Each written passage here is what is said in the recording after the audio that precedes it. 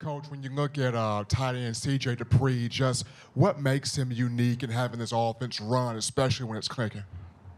I think CJ's size is rare. He's a big person, and I think he's hard to tackle when he gets going. I think that showed up in the game, and it has shown up, throughout fall camp and spring practice, and so I thought he did a nice job of breaking tackles and running downhill and behind his pads. Jump to the right side, Nick. Yeah, Coach DeBoer noted, and it was easy to see how Jalen's throwing guys open more recently. And I mean, how have you seen him develop in that regard the past couple weeks? Well, we've put a lot of emphasis on it. That was an area that we felt in the first few games that we could improve, and we spent a lot of time collectively as a staff just trying to simulate that as best you can in practice. And I thought, all the coaches and the players did a real good job, of improving in that area. And obviously, especially when you're playing tight coverage, the location of the football matters, to give our guys an opportunity to make a play. And the credit, as always, goes to the players for executing in those moments. But that certainly was a point of emphasis from the coaching staff to the players that, we can improve in those areas to try to make sure, that we give our guys an opportunity to make a play, and that the guys catching the ball are aware, of what the quarterback is seeing and anticipating on where he might throw it as well. So, that was a point of emphasis over the last few, weeks, and it showed up in the game. And so there's things that every week you look at that you can improve on, and that you try to address those things in the week of prep. Jump to the far left, Chase. How did you assess Elijah Pritch's play at right tackle? I thought, up front, I thought the pass protection was solid by and large. I thought there were times in the run game where we could do a better job, and that's not just specifically with Pritch. I'm proud of the progress that group has made. I'm proud of the effort, the toughness, the physicality. But I also know there's lots for us to work on to be more consistent in certain areas. I think it's very easy. Sometimes you watch the game and maybe a player gets a penalty or, something happens and you just assume that it was that person, but that's not always the case. Sometimes somebody else, has an error or a miscommunication or whatever that may be. And, that's where the mistake happens, but it falls on someone else's shoulders, So I thought across the line of scrimmage that there were some good moments for sure in the game. Like I said, I thought the pocket was by and large pretty clean. But I thought, there was things in the run game that we could do a better job. Jump back to the right side of Joe here. Coach, you called two pretty interesting plays in the first half with trick plays. Can you talk about the decision to dial those up? The pass from Kendrick Law, there was a double pass for Kendrick Law, and then the reversed or double pass to Jeremy Bernard. The decision to use those trick plays when the offense seemed to be going so well without them.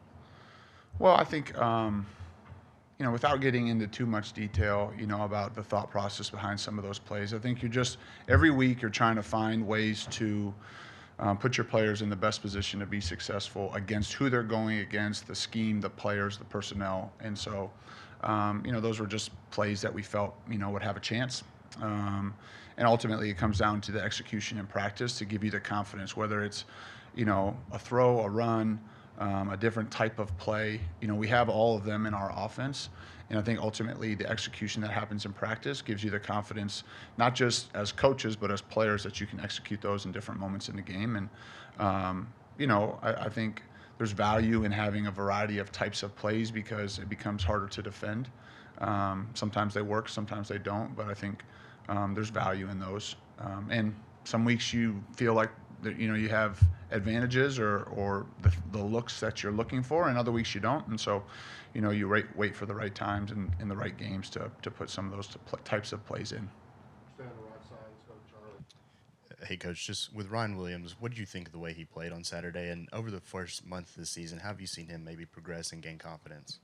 I don't think confidence was ever an issue as far as him gaining that. I think he's a confident player. And I think that comes from his work ethic and his preparation, and how hard he practices each and every day. And I thought he played well in the game. Go to the left side here, Tony. Are there challenges of building consistency in the running game with the running backs where, like, Jalen's getting so many touches and they're not really getting a consistent, 3, 4, 5 touches in a row? I mean, You could say that that's maybe a factor in it. I don't think that maybe a run in the game on Saturday, we felt maybe that the running backs could have read the run a little bit different. I thought some of the issues with some of the run game was more we didn't block or communicate as well up front as we could have. So I don't think it was a matter of the rhythm of the running backs. I understand the question, but I thought some of the issues we had running the football was more on the communication and the fundamentals up front than it was on, the running backs hitting the right spot or getting into a feel of the game. And so, we try to incorporate as many players as possible. We try to do the things that give us the best, opportunity to get first downs and score points. And so, sometimes guys get into a rhythm and a flow, and sometimes, there's a series or two where guys aren't touching the ball, and you got to stay ready and take advantage of those opportunities. And it's a long game. And so I think our guys have done a real nice job of just staying locked in and focused each series, whether or not they got the ball in the previous 4 or 5 plays or not. Go Kurt, right up the middle here, Kurt. Yes, Coach, you had a very efficient start to the game, to say the least. 23 plays, 28 points. And I'm assuming that was scripted, or most of it, or much of it. And I wonder if there's ever a time in a game where you can sort of rinse and repeat that script later in the game. You're asking if we repeat calls? So, well, the whole script, for that matter. Yeah. Yeah, I mean, I think you're always balancing that, between trying to keep the opponent off balance by not running the same plays, and then yet, if you felt like it worked and there was a reason for that, going back, to them. I think, we've ran more than, you talk about the opening script. We repeated some of those calls for sure, and so, I think you're mindful of who you're going against and the adjustments that they're going to make relative to what you've already had success or not with. I think the other piece of that is just because a play didn't work early in the game, I think you have to be honest about why that did or did not happen, and not be afraid to go back to it if it was just an execution or a communication issue. And so there's certainly times where you repeat calls or go back to, a sequence of plays if you felt like it was successful. And you're also trying to think ahead of what the adjustments are that they're going to make based on what you've done. Let's go to Colin on the left side. You already mentioned the wrinkle plays. A lot in the little like direct halfback snap. I'm curious with a offense. What do you see in Jalen Milroe to kind of allow him to kind of be a part of those plays? What's kind of like that next step to continue to add those wrinkles, to continue to add diversity in terms of run and pass plays, and kind of keep opposing defenses off balance? What is kind of like that next step? I think, obviously it always starts with the quarterback on the things that you feel like, you can do well. In that particular play, he didn't have a huge role in that play. He had to do his job. But I think anytime, this goes for players and this goes for units of football, whether it's offense or defense. I think the more you do well, the harder you are to defend. The key is that you do them well, and so that you execute at a high level. And so I think that's the challenge as a staff and as players, is to try to find that sweet spot of doing the things that we can execute at a high level. And then what's the level of variety that you can have to still maintain the level of execution that you're looking for? And so, because that's when you become really tough to defend. If, it's like a basketball player that can only, drive to the rim one way. You can tilt him that way and make him use his other hand. And if he can't get to the rim, And so in football, you got to be able to dribble with both hands and, shoot from outside the 3-point line and drive to the rim. You got to have different ways to attack, different schemes, different formations, different concepts, different players. And you're constantly building that as the season goes on.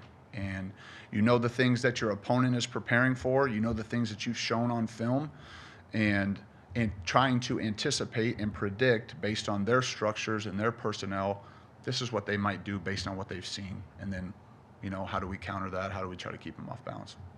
Time for a couple more questions. Start in the back right here, Ryan. Coach DeBoer mentioned after the game the completion percentage with Milroe, how impressive it was. And I'm just wondering, on your perspective, is the sky the limit on what this can be with Milroe and his throwing as well as running and the progression he's made through the season so far? I don't know if I would use those terms. I know that's. I would just say that we're continuing to improve, and what has happened in the past has no impact on the game this Saturday. There's no carryover yards, points, completions. Each week in this conference and at the highest level of competition in college football, which is what we're in, it starts over, and so you got to earn it each and every week. And so, that's really the message and the focus for the players is that we have to put a good plan in for the players this week. They, have to practice hard. We got to prepare them. We got to go execute on game day. And no matter what has happened in the past or the completion percentages of previous games, good or bad, has no impact on what the game's going to look like on Saturday. It's about what you do and how well you prepare and how well you execute in those moments. And so, obviously, that was, a good job, and we needed those, completions to find a way to go 1-0 last week. But the things that occurred last week and the plays that maybe worked last week, that has no impact on the team that we're going against this week. And, you're challenged each week in this league. The coach, Coach Lee and the staff there at Vanderbilt are some of the best defensive coaches in the country. The respect that we have for them is tremendous. And so it'll be a great challenge for our players to try to execute to the best of their ability this week. Thank you, Coach. Okay, thanks. Roll Tide.